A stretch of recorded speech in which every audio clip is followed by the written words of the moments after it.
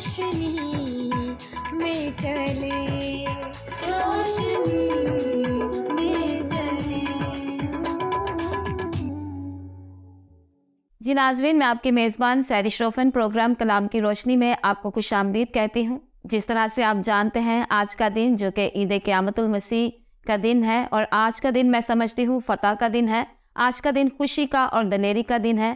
آج کے دن میرا اور آپ کا زندہ خداوند یسوع المسیح مردوں میں سے جی اٹھے، تو آج کے دن کی اہمیت کو ہم سیکھیں گے، جانیں گے اور ان باتوں سے استفادہ حاصل کریں گے۔ آج کے اس خاص دن میں ہمارے ساتھ ایک بار پھر بڑی خاص شخصیت جو کہ کسی تعارف کی محتاج نہیں، پادری عزیز انور صاحب ہیں۔ پادری صاحب، آج کے اس ایپیسوڈ میں آپ کو خوش آمدید کہتی ہوں۔ بہت شکریہ سہرش کہ آپ نے عید قیامت المسیح کے تعلق سے اس پروگرام کا انعقاد کیا ہے اور مجھے مدعو کیا ہے تاکہ ہم عید قیامت المسیح کی سچائیوں کے تعلق سے خدا کے پاک کلام کی باتوں کو سیکھ سکیں، جس کے لیے میں آپ کا اور آپ کے ادارے کا شکر گزار ہوں۔ جی خداوند کا شکر ہو۔ پادری صاحب، ہم گزشتہ ایپیسوڈ میں جمعۃ المبارک کی اہمیت کو جان رہے تھے، تو ویورز میں سے کسی نے سوال کیا تھا اور میں سمجھتی ہوں یہ سوال پوچھنا اور اس سوال کے متعلق سیکھنا ہمارے لیے بہت ضروری ہے۔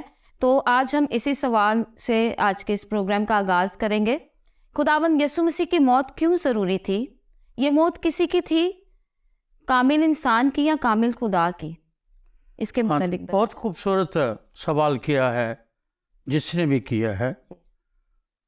میں سمجھتا ہوں کہ یہ اس سوال کا جواب جاننا جی ہر اس شخص کے لیے ضروری ہے جو مسیحی ہے یا غیر مسیحی ہے، کیونکہ مسیح خداوند کی موت جو ہے یہ حادثہ نہیں ہے، یہ حالات کی پیداوار بھی نہیں، یہ یہودیوں کی یا رومیوں کی سیاسی چالوں کا نتیجہ نہیں ہے، یا یہ نہیں ہے کہ وہ کوئی سیاسی ہتھ کنڈے استعمال کیے انہوں نے اور مسیح یسوع کو انہوں نے مصلوب کر دیا۔ ایسا نہیں۔ جب یہودیوں نے مسیح یسوع کو مصلوب کیا تو اپنی طرف سے انہوں نے یہ سمجھا کہ ہم نے ایک انتہائی اہم مذہبی فتنے کو ختم کیا ہے، جو موسوی توریت کو نہ مانتا تھا اور توڑتا تھا اور یہ کرتا تھا وہ کرتا تھا۔ دیگر مذاہب جو ہے وہ اس لیے اس کو نہیں مانتے، اس کی بات کو، کہ وہ کہتے ہیں کہ خدا کا حبیب کیسے مر سکتا ہے،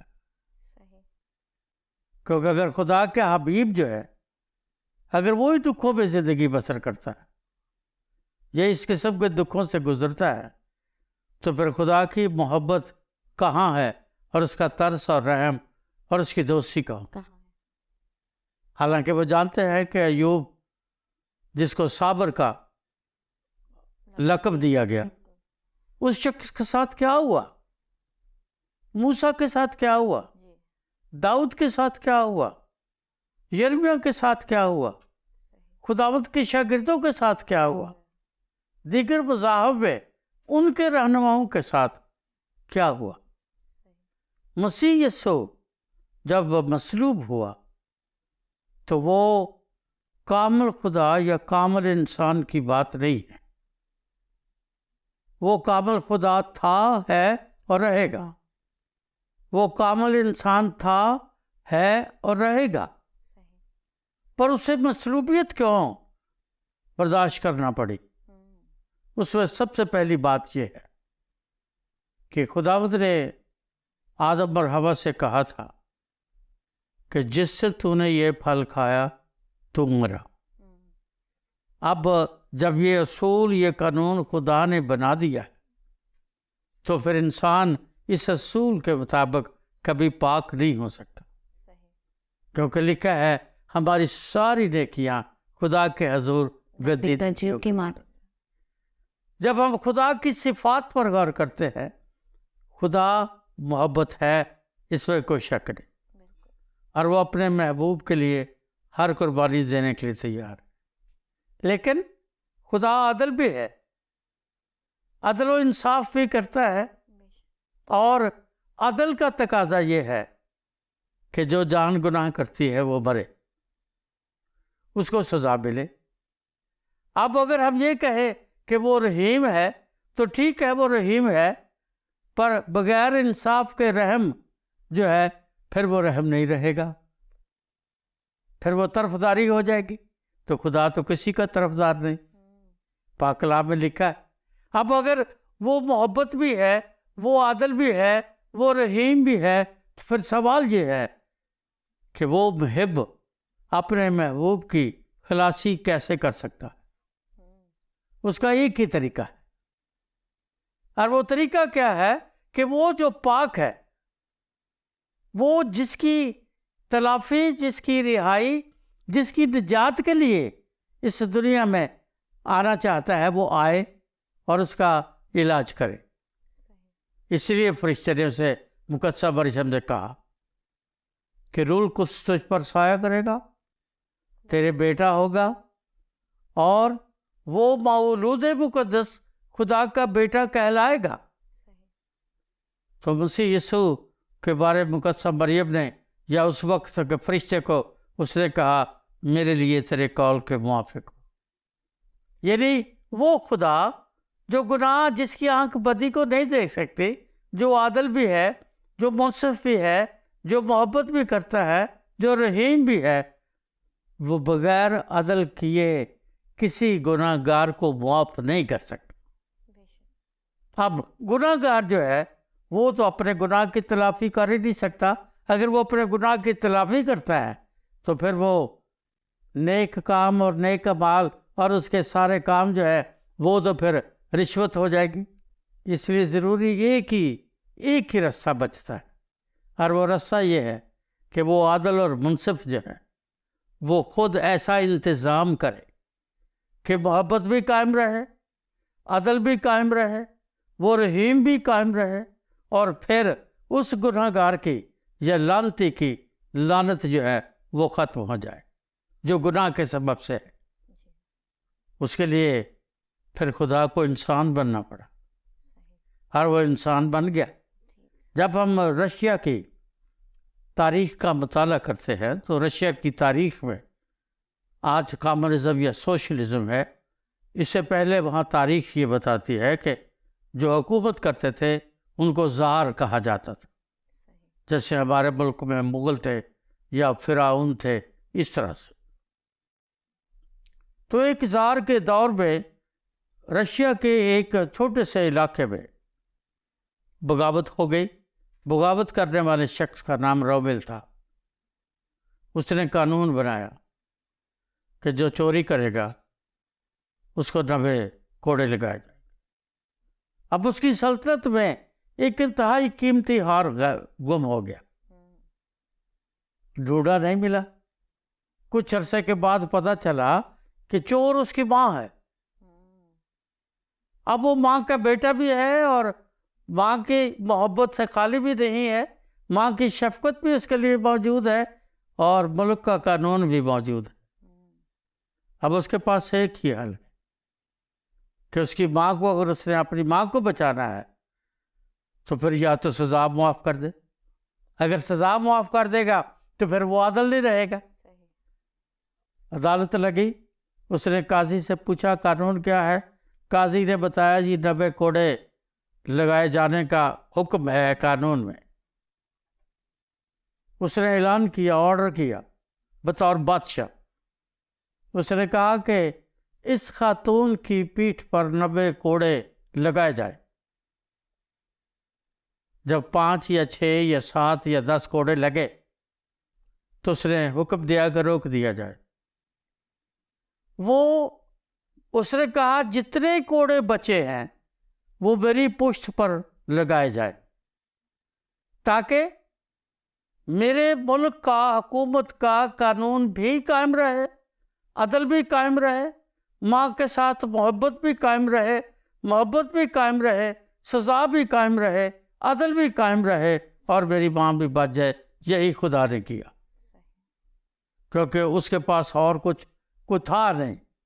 انسان اپنا کفارہ نہیں دے سکتا، پھر اس نے انسان بن کر کفارہ دیا، اور پھر اس نے بطور انسان، خدا نے انسان بن کر انسان کو اپنے خون سے خریدا، جس خریدنے کے بعد پولس یہ کہتا ہے کہ پس اب جو مسیح یسوع میں ہیں ان پر سزا کا حکم نہیں۔ تھینک یو پادری صاحب۔ آج اپنے ٹاپک کی طرف آئیں گے۔ چونکہ پوری دنیا میں عید قیامت المسیح کا دن منایا جا رہا ہے، تو اس دن کی اہمیت کے متعلق آپ سے سوال پوچھنا چاہوں گی کہ آج ہم مسیح خداوند کے جی اٹھنے کی عید منا رہے ہیں، لیکن اس بات کا کیا ثبوت ہے کہ وہ واقعی ہی جی اٹھے تھے؟ اس کے متعلق بتائیں۔ جب ہم چاروں اناجیل کا مطالعہ کرتے ہیں، جب ہم نئے عہد نامے کا مطالعہ کرتے ہیں، جی، یا دوسرے الفاظ میں آپ کہہ سکتے ہیں جب ہم بائبل مقدس کا مطالعہ کرتے ہیں، تو یہ تو بطور مسیحی ہمارا ایمان بھی ہے، اعتقاد بھی ہے، اور رسولوں کے عقیدہ میں ہم ہر روز دہراتے بھی کہ اس نے پینتوس پلاطوس کی حکومت میں دکھ اٹھایا، مصلوب ہوا، مر گیا، عالم ارواح میں اتر گیا، تیسرے دن مردوں میں سے جی اٹھا۔ یہ ہمارے ایمان کی بنیاد ہے۔ صحیح۔ اب آپ کا سوال بالکل جائز ہے کہ اس کا مر جانا جو ہے، اس کی جو عید قیامت المسیح ہے، اس کی ہمارے نزدیک کیا اہمیت، ہم اس کو کیوں بناتے؟ میں نے پچھلے ایپیسوڈ میں آپ کو بتایا تھا کہ وہ محبت رکھتا ہے، اس کا دعویٰ ہے کہ زندگی میں ہوں،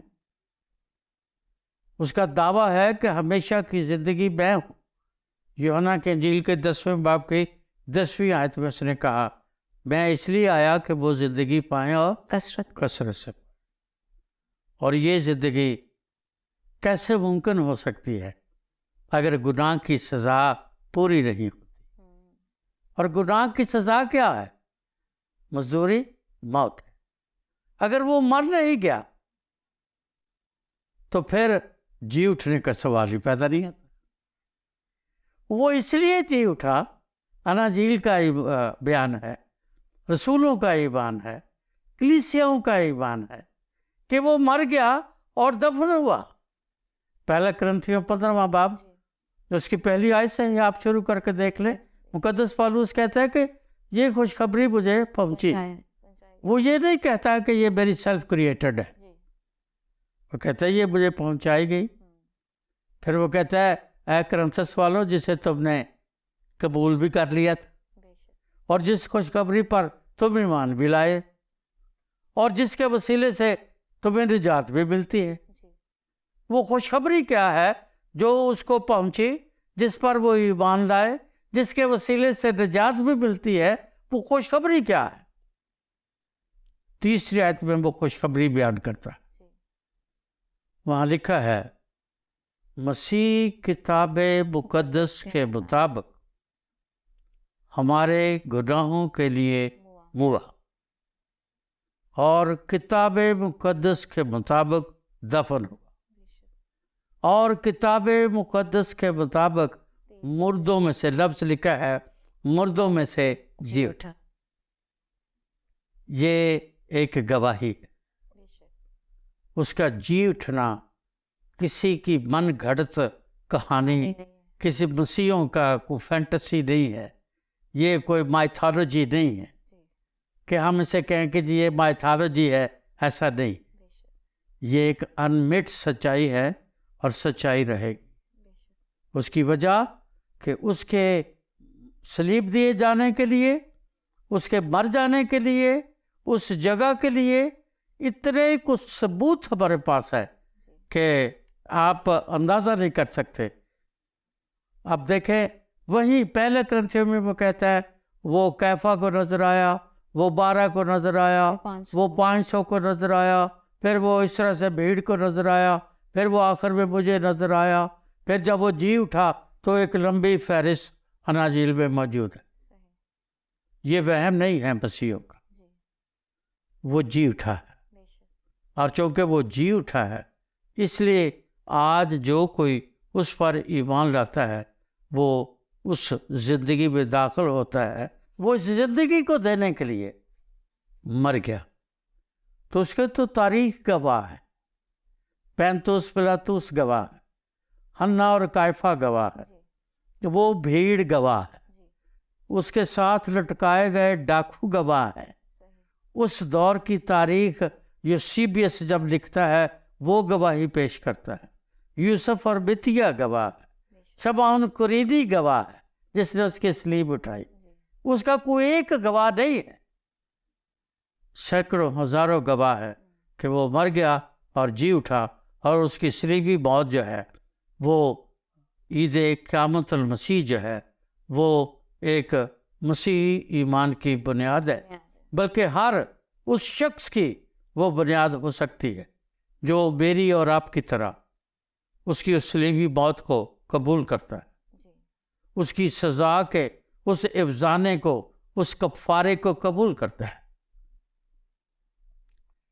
اب کفارے کا لفظ تو ساری دنیا میں استعمال کیا جاتا ہے، کفارے کا مطلب کیا ہے؟ کفارے کو جب ہم بائبل میں پڑھتے ہیں، استثنا کی کتاب میں یا احبار کی کتاب میں، تو اس کا مطلب یہ ہے ڈھانکنا، اور وہاں لکھا ہے سرپوش کے ساتھ ان کوئلوں کو ڈھانپ دینا۔ سرپوش اوپر ہوتا ہے، نیچے کو اگر آگ جل بھی رہی ہے تو سرپوش اسے ڈھانک لیتا ہے، اس کا مطلب ہے ڈھانکنا۔ اب انگلش میں اسے کہا جاتا ہے اٹونمنٹ۔ اٹونمنٹ جو ہے وہ 3 الفاظ کا مجموعہ ہے، ایٹ ون مینٹ۔ اٹونمنٹ جو ہے وہ ہے ایٹ ون مینٹ، یعنی ایک عہد پر، ایک معاہدے پر، ایک وعدے پر، ایک پرنسپل پر، ایک قانون پر متفق ہو جانا۔ اور وہ قانون کیا تھا کہ بغیر خون بہائے معافی نہیں۔ قانون کیا تھا کہ گناہ کی مزدوری موت ہے۔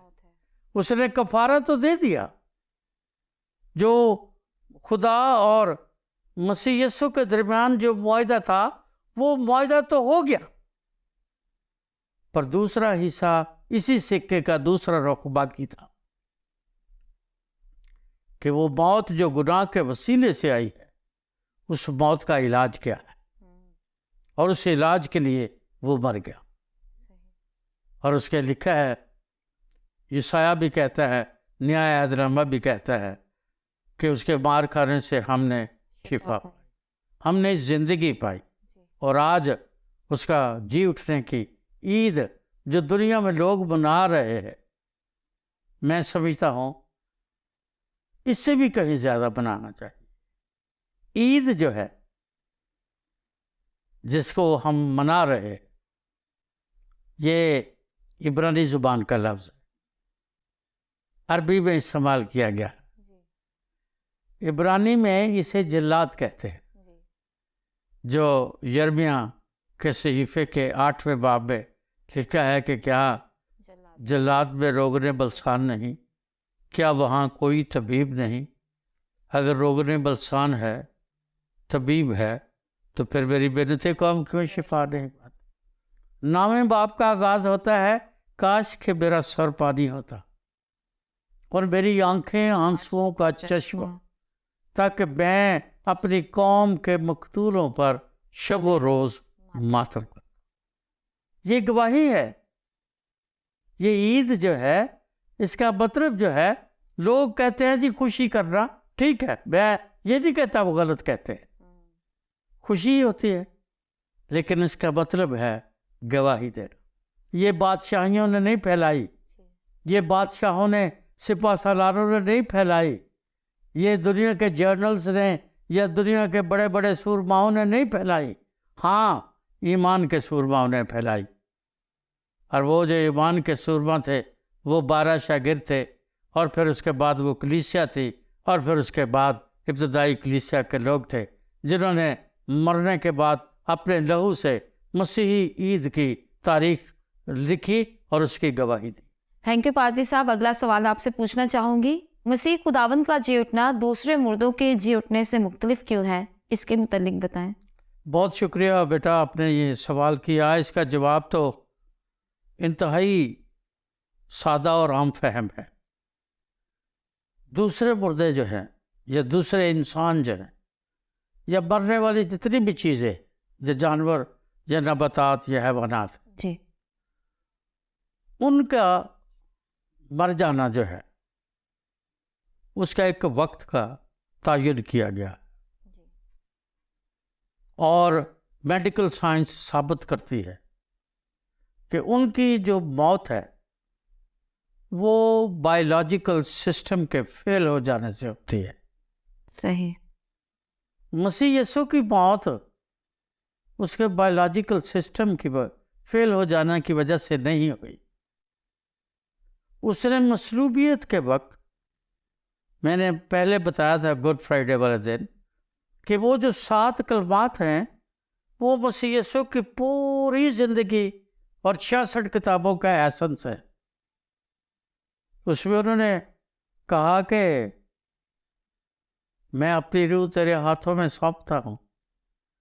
کبھی کسی انسان نے یہ الفاظ نہیں کہے کہ میں اپنی روح تیرے ہاتھوں میں سونپتا. کیوں سونپتا ہوں؟ انہوں نے اپنی زندگی میں یہ جواب دیا تھا کہ مجھے اسے دینے کا بھی اختیار ہے اور اسے لینے کا بھی اختیار ہے. اور یہودیوں کے ہاں تو آج بھی یہ دستور ہے. مائیں اپنے بچوں کو بچپن سے سکھاتی ہے، ان کو سکھاتی ہیں کہ سونے سے پہلے، جیسے آج میں اور آپ انگریزی میں گڈ نائٹ کرتے ہیں یا فارسی میں شب بخیر کہتے ہیں، یا ہم دیگر زبانوں میں گڈ نائٹ کہتے ہیں، یا اس قسم کے ہم الفاظ سونے سے پہلے کہتے ہیں. یہودی مائیں یہ نہیں سکھاتی تھی.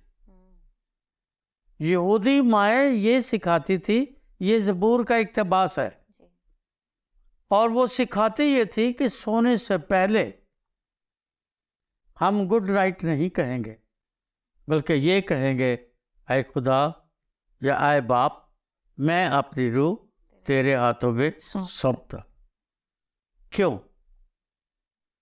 کیونکہ روح کلام کے مطابق، اپنا وائس کے مطابق وہی چلی جاتی ہے جہاں سے آئی ہوتی. لیکن کن کی؟ جو مر جاتے ہیں، اور جو زندہ ہونے کے باوجود اس اعتقاد اور ایمان کے ساتھ یہ الفاظ دہراتے ہیں کہ میں اپنی روح تیرے ہاتھوں میں سونپتا ہوں، وہ ایمان رکھتے ہیں کہ وہ ایسا جاندار ہے جو میری روح کو واپس کر دے گا جب تک میرا آخری ٹائم نہیں آتا. اس لیے وہ اختیاری تھا سب کچھ، اور وہ کوئی وہم نہیں ہے، وہ کوئی ایسی مائتھالوجی نہیں ہے. وہ مر گئے اور دوسروں سے اس لیے مختلف ہے. لازر کی تو قبر پر کھڑے ہو کر یسوع نے کہا اے لازر باہر آ جا. اور میں اس بات کے لیے ہمیشہ شکر کرتا ہوں کہ یسوع نے اس کا نام لیا. اگر وہ نام نہ لیتے، یہ کہتے کہ اے مردے باہر آ جا، سارا قبرستان جی اٹھتا. جی انہوں نے لازر کا نام لیا. نائن کی بیوہ کے بیٹے کو انہوں نے اسی طرح زندہ کیا.